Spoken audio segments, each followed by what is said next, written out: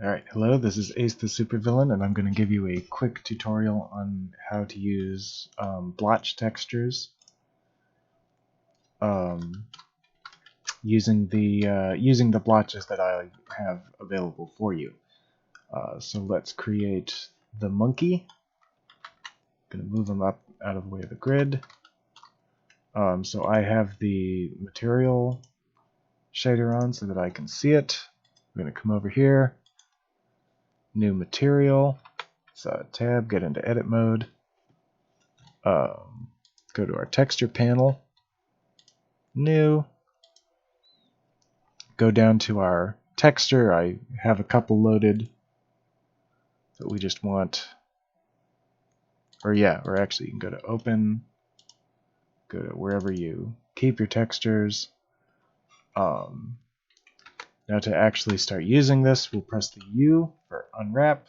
You can go to unwrap or you can go to reset. As you can see, neither of them will actually work. But all we really want is to get a UV map created. There, we'll indicate that over here. And then with the mouse over your image area, just press S, 0, and move that around. So for these, I'll show you that in a minute. All right. So just pick your starting one. My starting color is always over here. So let's do, it's not going to make this easy, is it? So we can, is this connected? Yeah, everything's connected. Okay. So yeah, actually, so why don't we do dark? So I'm pressing Control L to select all, and I make sure we're doing this in face select mode. Oh, and actually, I like this button. So with this button, I can see everything that's selected.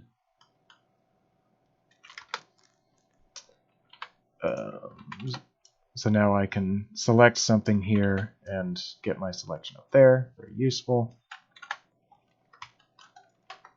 Let's do that. Give them some eyes like that. And we can do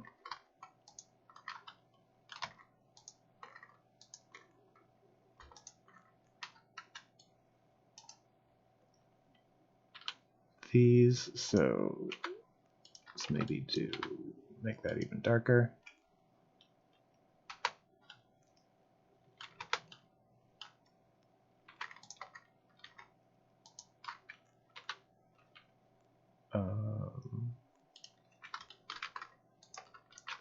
Yeah, so just selecting, using Alt Select. Oh yeah. So then another fun thing is to take the snap, that's what we call it, the snap, and switch it to vertex. So I can hold down Control and snaps right in place there. I can do Control plus, Control numpad plus. It probably is different.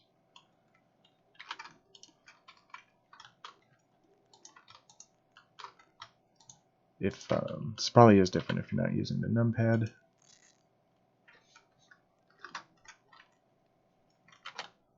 So I can unselect that.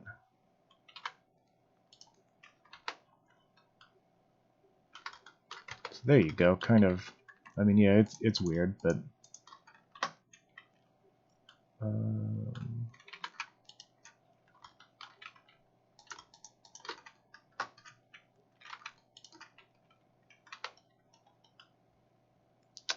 yeah. So the eyeball's kind of sticking out. I think it wants a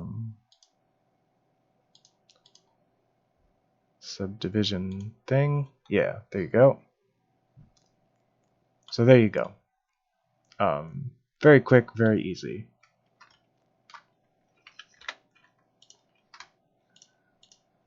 So let's look at the Acheron series. So how these colors are usually used. So let's bring the image editor up here. Oops, the wrong one. Okay. There we go. So for these normal blotches, this first column will be the primary color. Second column will be the third, I guess, column will be this secondary color. This in the middle will be a mix between them, which I almost never use, and I added it because I used to use mix tones for when I did pixel art, but I almost never actually used that for 3D. You might, so they're there. This will be easiest to see on the ship. The ship was kind of the first thing. So we have, over on this side, we have light metal and dark metal. It's a little hard to tell, but yeah, so dark metal will be stuff like that. Light metal is out here, fins and stuff. Not sure if we use that. Yeah, on clothing. Let's get that to stay in place. Bring that up. All right, yeah. So for clothing, sometimes we'll use the dark. If you use those for more anything. For so down in the next row, we have the we'll call the tertiary color, which for the ships was always the cockpit color. For clothing, it's usually pants, unless they're wearing something like this, which is, all kind of the same thing. Next, again, for the ships was the highlight 1 and highlight 2. So for the ships, that's always like kind of engines or electronics is highlight 1. And weapon-looking things is highlight 2. For the space guns, they follow that kind of same idea. So something like that is highlight 1. The actual blaster port is highlight 2. And then on clothing, highlight 1 is kind of more trim. Well, to be honest, with clothing, it goes all kinds of stuff. Like, typically, I think I would actually use highlight 1 for something like that, but because I used highlight 1 for the trim, highlight 2 gets to be the gem thing. You can see it's kind of the same thing with her. And then this column over here is leather. On the ship, it's hard to see, but it gets the chair. It's the only leather part. I don't know if we used it for these. Yeah, I didn't use leather for the night costume, so you don't always use it. Oh, X's do. You can see this one is using leather for the straps over here. All right, and so then weapons get their own palette over here on the other corner. And the idea here was to keep them different from the rest of it, because when you're wearing, because with white and black it probably could work, but like when you're wearing green or something, it looks weird if you've got like a green outfit and a green sword. So metal stuff gets their own thing. There's just a kind of, the idea was that, so this would be, let's see that over here better. So this is for blades, like the real business end sharp stuff. This column is for like hilts, like the hilt of the sword for the axes. This bit over here. This guy at the end is wood. Typically they use leather. When I'm doing it, I give them leather or other stuff. And then this one was originally for stone or bone, but I also sometimes use that for gunmetal or just kind of miscellaneous stuff. For the space guns, I usually give them the clothing colors because that sort of looks better for them. But it is easy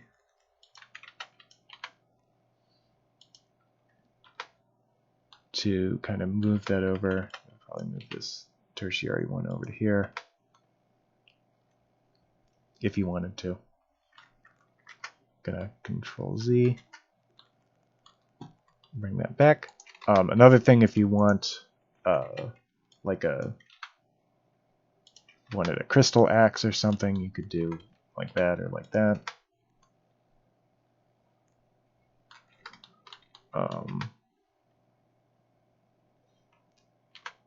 Simple. I would actually do need this. You know, probably something like that would look better, but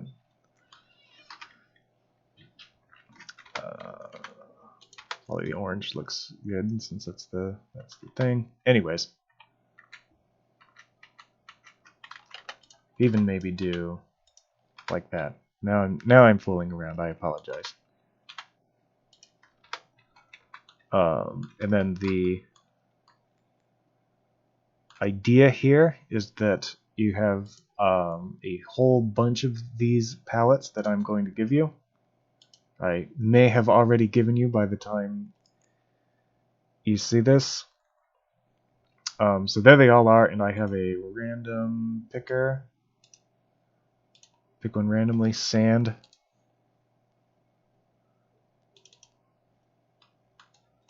So there you go. As you can see, all of your stuff gets updated with it. Let's do a couple more. Lizard.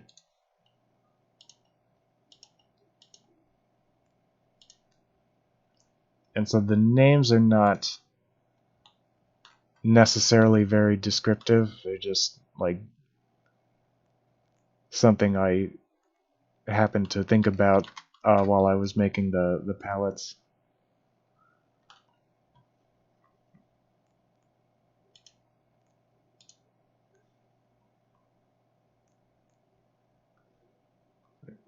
Someone's talking to me. It's not you, though. Okay, don't worry about that. Sorry, got distracted. Rogue, which is like a purple one. So yeah, and that's kind of, this one's a lot more noticeable that you've got the weapon very different from the outfit there. So yeah, and certainly, so I typically don't make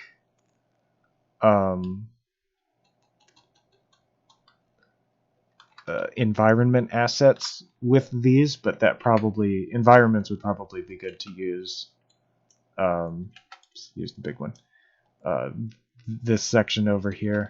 And there are extra sections if you feel like you want to add stuff. So let's make them stay still. Wait. Yeah, we got that. Okay. Make sure that they're both gonna stay. Whoops. Not do that. All right.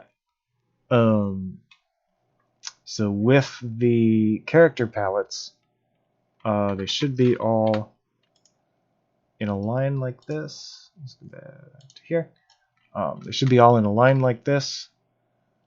In each, so all of the races have their set of the eyes in white and black down at the bottom, but all of this can be just in any particular order. The idea is that once you get this into Godot, you can just kind of change, and actually, let's do it from here. From here, there we are. You just change the x offset. So 1 divided by 16. And that will just kind of change it for you and do 2 divided by 16. There are 16 across. 3 divided by 16. Well, he's not sure if pink will work for the guy, but I mean, he's all right.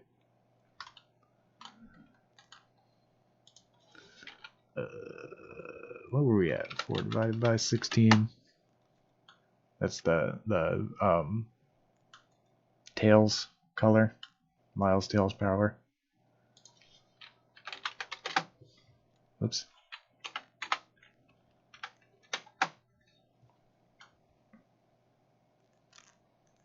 Anyways, I think you get that idea. And if you were working with this in Blender, you would just kind of grab it like that. Yeah, I'm used to working with it down here, so I'm gonna forget that this is even available.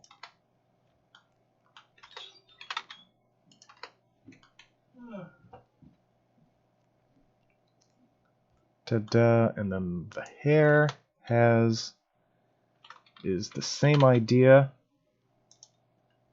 You can just kind of adjust the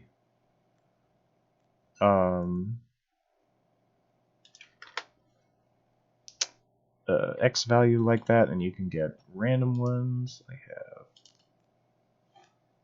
that, so we go 0.2.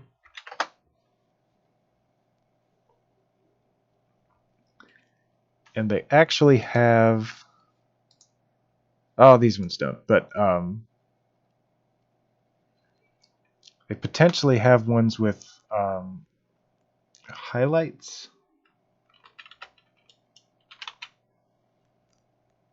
So I think I stopped doing this because it kind of rarely looks very good.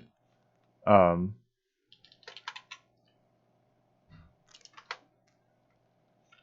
yeah, you can give, they're designed so that you can do each color separately if you want. So that was the idea, but of course you could also just turn that off. If you're not doing the double color, you can kind of do that. Just kind of pick whatever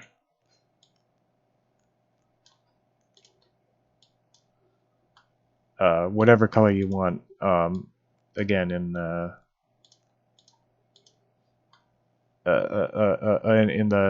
gaming situation, you can make some kind of random hex value or random RGB HSV kind of component for that. So that is the blotches as they relate to Acheron series stuff.